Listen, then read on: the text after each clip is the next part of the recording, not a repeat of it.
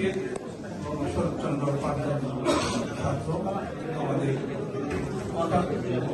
অত্যন্ত সমাজের ব্যক্তিবর্গ উপস্থিত আমাদের সহযোদ্ধা আমাদের ছোট ভাইয়েরা, আপনারা জানেন শরৎচন্দ্র সরকারি উচ্চ বিদ্যালয় এই প্রতিষ্ঠান আমাদের একটি কাজের প্রতিষ্ঠান। এই প্রতিষ্ঠানকে নিয়ে যে 100 বছর পূর্তি হতে যাচ্ছে, আমরা আমাদের এই অনুষ্ঠান কিভাবে আগামীতে করব সেই জন্য আজকে এখানে বসা। আমি আপনাদের সবাইকে অনুরোধ জানাবো যাতে আমরা সবাই মিলে, যেহেতু আমরা সবাই শরৎচন্দ্র ছাত্র, আমরা সবাই মিলে একটি প্রোগ্রাম কিভাবে সুন্দরভাবে উপহার দিতে পারি।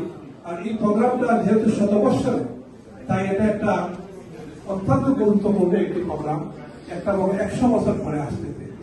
তাই আমি মনে করি যে আপনারা আমাদের বড় ভাই, আপনারা আমাদেরকে দিক নির্দেশনা দিবেন কিভাবে আগামীতে এই প্রোগ্রাম করা যায়, কিভাবে এই প্রোগ্রামকে সুন্দর সার্থক করে তোলা যায়, যাতে এই প্রোগ্রামের মাধ্যমে আমরা একটা ইতিহাস সৃষ্টি করতে পারি জগন্নাথপুরবাসী।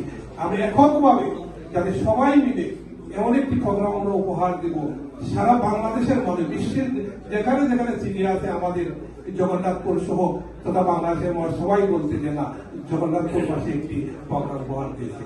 আপনাদের সবাইকে ধন্যবাদ জানিয়ে আমি আমার বক্তব্য শেষ করছি।